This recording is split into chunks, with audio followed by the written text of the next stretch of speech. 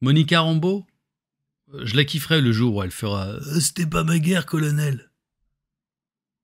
Bah oui, je sais, c'est nul.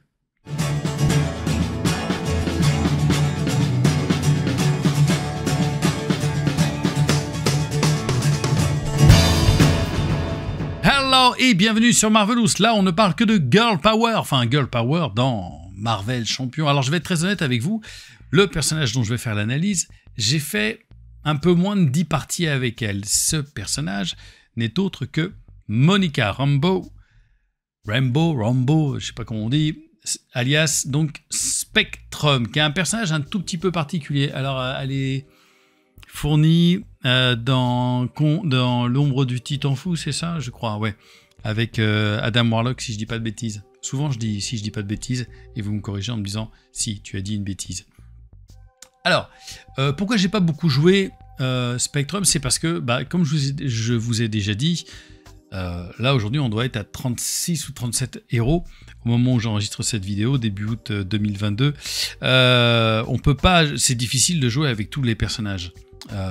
Et d'autant qu'à chaque fois il faut déconstruire des decks. Enfin, on fera une vidéo ça de coup de gueule, comme quoi on peut pas avoir, on est obligé de casser plein de decks pour faire des super decks, etc., etc. Alors que moi j'aime bien mon petit confort de mon petit deck, de pas trop changer de choses.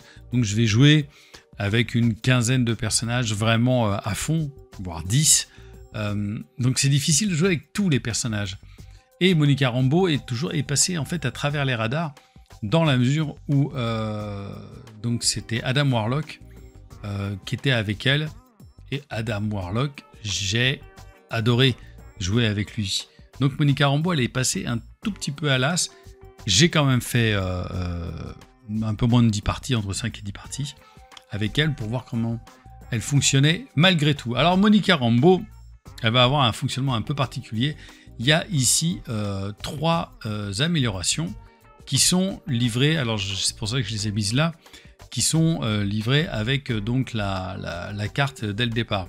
En tout cas, sur votre mise en place, vous allez être comme ça. Donc Monica Rambeau, elle a 3 drakes, une taille de main de 6, point de vie de 11, c'est plutôt pas mal. Elle met des grosses pêches, Monica Rambeau, avec son pied. Je ne sais pas si on peut donner des pêches avec le pied, mais bon, on va dire que oui. Mettez en jeu les 3 formes d'énergie face cachée. Donc ici, hors tension, réponse forcée. Après être passé sous cette forme, retournez toutes les formes d'énergie pour qu'elles restent face cachée. Et quand vous allez vous retourner en Spectrum, vous allez choisir une de ces 3 faces et la retourner pour qu'elle corresponde et que ça lui donne un petit boost. Parce que effectivement, elle est un peu comme Vif Argent, 1-1-1, un contrôle, un attaque, un de défense, aérien, Avenger, réponse forcée. Après être passé sous cette forme, vous choisissez une forme d'amélioration d'énergie face cachée, retournez la face visible pour passer sous cette forme d'énergie. Alors c'est intéressant parce qu'il y a 2 moyens de pouvoir repasser sous ces formes d'énergie, c'est soit de repasser sous forme d'alter ego, soit il y a des effets de cartes qui vont vous permettre de passer sous ces différentes formes. On va les analyser puisqu'elles font partie de la même carte identité, tout simplement. Voilà, elle ne peut pas jouer sans ces améliorations-là, un peu comme Vision et d'autres personnages qui arrivent, comme Kitty Pryde chez les X-Men. Alors, à chaque fois, ça va être plus 2, soit en défense, soit en contre, soit en attaque. Pulsar, ça vous permet de gagner 2 en def. Après être passé, mais en plus il y a des petites réponses et c'est ça qui est plutôt intéressant dans ce personnage. Après être passé sous cette forme d'énergie, vous soignez un dégât de Spectrum. Le photon, vous gagnez donc plus 2 en contre, et après être passé sous cette forme d'énergie, vous retirez une menace d'une manigance. Et enfin le dernier, c'est forcément plus 2 d'attaque, c'est Gamma. Après être passé sous cette forme, vous infligez un dégât à un ennemi, ce qui permettra toujours, comme d'habitude, de virer des petits états tenaces. Donc, c'est pas ouf la carte identité, mais ces 3 améliorations vont vous aider à pouvoir vous adapter à un maximum de situations, et les cartes qui suivent derrière d'événements vont vous permettre de pouvoir passer d'une forme à une autre. Alors, on va regarder la seule amélioration qu'il y a véritablement, en dehors de celles-ci qui sont acquises, ou qui n'ont un coût de 0. On a donc la duplication d'énergie, c'est un super pouvoir. Vous inclinez duplication d'énergie, vous générez la ressource imprimée sur votre amélioration, forme d'énergie qui est face visible. Donc foudre, intelligence et force. Voilà, donc c'est quand vous avez les deux, ça vous permet de générer donc des ressources. Donc c'est toujours intéressant, c'est ok. On a Blue Marvel en allié signature. Bon, c'est les stats favoris idéal. Ça coûte 3 points de vie, 2 de compte, 2 d'attaque. C'est l'idéal comme Iron Man pour War Machine, entre autres. Après que Blue Marvel est entré en jeu, vous changez de forme d'énergie. Donc Blue Marvel va vous permettre de pouvoir passer, imaginez que vous êtes comme ça, et ben vous changez de ça et vous choisissez l'autre. Donc toutes ces formes d'énergie vont vous permettre de vous adapter en permanence à la situation pour vous défendre, pour virer du contre, etc. Ce qui est à 3 de contre, c'est quand même très très fort. Évidemment aussi 3 d'attaque, c'est très fort. On a donc effectivement ces 4 événements qui sont en 3 exemplaires chacun. C'est assez rare quand même pour l'indiquer. Alors on va commencer par vitesse de la lumière pour 0. C'est un événement. Vous changez de forme d'énergie, vous piochez une carte. Donc, imaginons qu'on se soit retrouvé comme ça.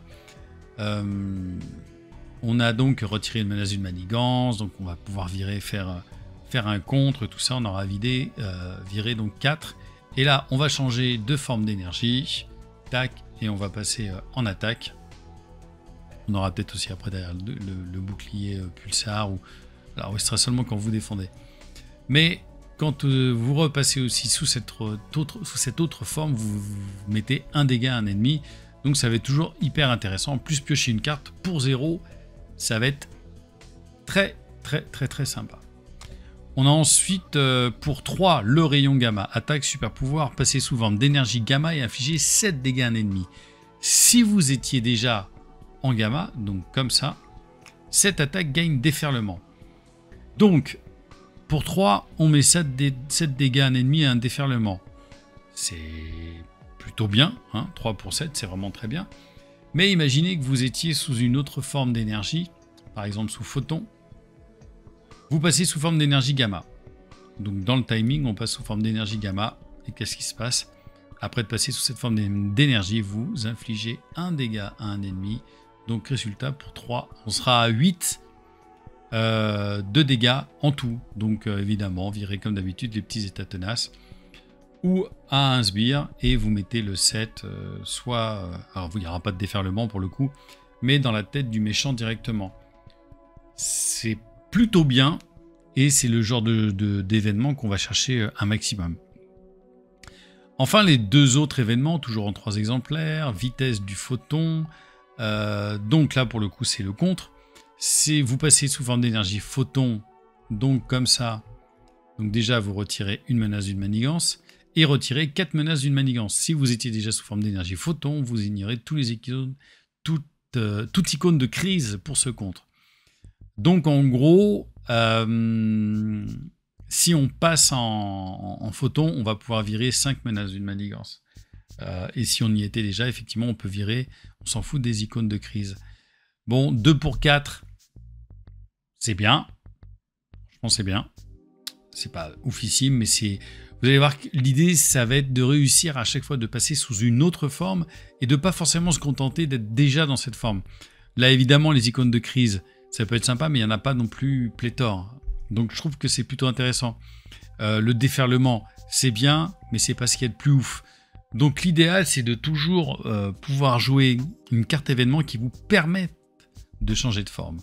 Parce que vous allez bénéficier à chaque fois de la réponse de héros. Et enfin, dernier événement, le bouclier pulsar, un événement défense super pouvoir. Quand Spectrum se défend, vous passez sous forme d'énergie pulsar. Ok, je suis comme ça, elle se défend, je mets le pulsar, je gagne 2 de def et donc forcément je soigne déjà de base un dégât de Spectrum. Quand Spectrum défend, passez sous forme d'énergie pulsar et redressez Spectrum. Si vous étiez déjà sous forme d'énergie pulsar, elle gagne riposte plus 1 jusqu'à la fin de la phase. Bon.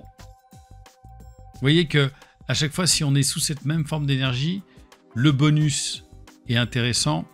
mais pas plus intéressant que si on a la réponse de héros de chacune des améliorations. Donc je trouve que c'est plutôt pas mal, c'est hyper intéressant comme mécanique. Maintenant, on va voir les notes. Je trouve la carte identité avec ces 3 améliorations plutôt sympa. Pas ouf, parce que c'est pas ouf. Simplement, à chaque fois je me trompe, voilà. Parce que quand en Monica Rambeau, on n'a aucune amélioration possible, on n'a pas d'action en fait. Et on a juste 3 Drake. Alors il y a eu quelque chose comme 5 de rec, ou 4 de rec même. Ça aurait été vachement intéressant avec ses points de vie. Parce qu'en fait, ce personnage, même en alter ego, si on veut être logique, il garde quand même ses pouvoirs. Donc c'est un tout petit peu dommage qu'on n'ait pas quelque chose en alter ego qui la booste un tout petit peu. Évidemment, le 1-1-1 est justifié, un peu comme Quicksilver. Et après, il y a ces améliorations-là qui fonctionnent avec la carte identité. C'est pour ça que je lui mettrais un 3 seulement. Alors je dirais seulement parce que j'aurais été tendance presque moi à lui donner 2. Mais après, ça c'est des vrais boosts qui peuvent être, à mon avis, plutôt intéressants pour la carte identité. Donc c'est pour ça que c'est un 3. Maintenant pour les cartes signatures. Cet allié-là, il est génial. J'adore. Il correspond complètement à la mécanique. Elle va pouvoir changer de forme et on va pouvoir changer de forme plusieurs fois par phase. C'est pas, c'est ça que j'ai pas dit, c'est que c'est pas limité. On n'est pas là en train de dire ah bah mince, une seule fois on peut changer de forme d'énergie. Donc c'est ça qui va être intéressant. On va pouvoir faire plusieurs fois. Faudra aussi pour le coup aller chercher dans votre deck building des cartes qui pourraient aider à redresser Spectrum pour pouvoir utiliser par exemple le 2 de contre et le 2 d'attaque sur un même tour. Mais bon voilà, là on rentre après dans le deck building. J'échappe un petit peu. Après, toutes ces cartes-là, qui lui permettent à chaque fois de changer de forme, sont hyper intéressantes, puisque toute sa mécanique, ça va être ça, et pour pouvoir profiter de toutes ces réponses de héros qui vont vraiment nous aider à nous adapter à un maximum de situations. Donc je trouve que moi, c'est un très bon set signature auquel je donnerais 4. Parce que d'un coup il crée une vraie cohérence dans sa mécanique. Blue Marvel est vraiment charmé, ça vaut vraiment le coup. Voilà, moi je trouve qu'il y a des cartes qui sont vraiment très fortes et comme je vous ai expliqué en amont, c'est peut-être plus intéressant de changer de forme à chaque fois plutôt que d'être dans la bonne forme, parce que le seul bonus que vous avez sur rayon gamma, vitesse du photon, bouclier et pulsar, c'est moins intéressant, je trouve, que les réponses de héros qu'il y a dans les différentes formes d'énergie. Et maintenant, pour le deck building, elle fonctionne plutôt pas trop mal en commandement. En protection, j'ai déjà vu des decks qui tournaient plutôt bien avec elle. L'agressivité, c'est pas dinguissime. Et justice, bon, comme d'habitude, tout fonctionne avec la justice. Moi, je lui donnerais plutôt un 3 parce que je la trouve pas EP pour véritablement une affinité particulière. Alors vous, dites-moi en commentaire si vous avez une affinité particulière avec Spectrum que vous trouvez absolument explosive. Le fait de pouvoir changer de forme, c'est hyper intéressant comme personnage tel quel. Mais c'est vrai que la protection va l'aider à rester un maximum sous cette forme-là, parce qu'on va pouvoir la soigner, la protéger d'un maximum de dégâts, etc. Donc je pense qu'elle fonctionnerait vraiment bien, fonctionne vraiment bien avec la protection, et peut-être pas trop mal aussi avec un petit deck commandement, sachant qu'elle est Avenger. Voilà, un 3 sur 5, c'est quand même pas mal. Et enfin, la prise en main et le fun. Bon, la prise en main, elle n'est pas très compliquée. Après, tous ces changements de forme, moi, à chaque fois que j'y ai joué, je me dis, attends, est-ce que je suis dans le bon timing ? Là, le prochain tour, va falloir que j'enlève du contre, etc. Bon, j'ai trouvé ça sympa, mais quand même, il y a une petite mécanique un petit peu complexe. Pas folle de complexité, mais un petit peu complexe malgré tout à prendre en main. Donc voilà, c'est une prise en main qui est relativement facile pas trop non plus. Voilà, elle est moyenne, la prise en main. Après, le fun, eh ben, c'est peut-être parce que j'ai joué entre 5 et 10 parties, mais je me suis pas éclaté, en fait, du tout, avec Spectrum. C'est pour ça que je vais pas être méchant, je vais lui donner quand même un 3 sur 5. Peut-être parce que j'ai pas assez de parties avec elle. Mais ce mode de changer de forme, d'énergie, même en grappillant, alors c'est intéressant, un petit dégât, un ennemi, on retenait une menace, on soignait un dégât. Ouais, mais ça m'a pas... Je me suis pas éclaté dans les parties avec Spectrum. Alors peut-être aussi que moi je m'identifie pas du tout au personnage. Il faut jamais oublier cette notion qui est absolument importante pour nous joueurs de Marvel Champion, de se retrouver, de se dire voilà, on s'identifie à ce genre de personnage ou pas du tout. Et là, le mode de jeu, des différentes énergies, des différentes formes d'énergie, bon, moi, ça m'a pas rendu dingue, j'ai pas voulu y revenir plus que ça, j'ai jamais cherché à faire un grand deck building avec. J'ai regardé quelques vidéos, j'ai regardé quelques decks possibles. Je me suis dit, ouais, ok, d'accord, je vois où ça va venir. L'intérêt principal, c'est que je pense qu'en solo, elle tient carrément la route. Donc c'est pour ça quand même que je lui mettrai un 3 sur 5, ce qui au final nous fait une note relativement bonne, malgré tout, de 13. Et voilà, c'est terminé donc pour l'analyse de notre ami Spectrum. Je sais, vous allez me dire, t'as pas assez joué avec, ton analyse elle est peut-être pas assez légitime, enfin t'as pas assez poncé le personnage. Peut-être, vous avez raison. Dites-moi vous si vous l'avez vraiment poncé ce personnage. Et pour vous, quelle est sa meilleure forme, enfin quelle est la meilleure affinité pour aller avec elle? Moi, ce 13, je le trouve pas mauvais. J'ai pas dit que c'était un mauvais personnage, c'est en tout cas un personnage avec lequel je m'amuse pas beaucoup. Et où je trouve que, bon, bah voilà, changer de forme, tout ça, c'est hyper intéressant. Mais ça va être que ça.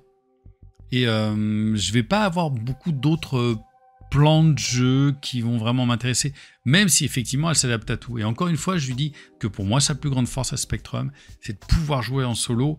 Elle peut avoir évidemment son utilité en multi, mais en solo, c'est un perso qui va être intéressant dans la mesure où elle va pouvoir s'adapter à plusieurs situations et virer un maximum de contre quand il y en a besoin. Voilà. C'est un 13 qui n'est pas du tout punitif pour moi. C'est parce que c'est un personnage que je maîtrise un tout petit peu moins. Et peut-être qu'en faisant des parties à l'avenir, je la upgrade davantage dans ma tier list. Mais voilà, je la mets à une relative bonne place, mais qui ne me rend pas dingue. Alors maintenant, c'est à vous de me dire en commentaire, qu'est-ce que vous pensez de Spectrum? Est-ce que pour vous, c'est le personnage le plus pété de l'univers de Marvel Champion? Ou pas du tout?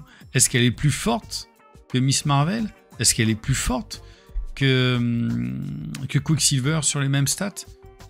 Perso, je ne crois pas, mais c'est mon sentiment. Moi maintenant, je vous ai tout dit. C'est à vous de mettre tout ça en commentaire. Et bien sûr, vous n'oubliez pas ce pouce en l'air pour montrer votre soutien. La petite cloche, l'abonnement à la chaîne du Troll Savant, comme d'habitude, évidemment. Quant à nous, on se retrouve très vite pour une nouvelle analyse de héros. Et d'ici là, ciao Marvelous.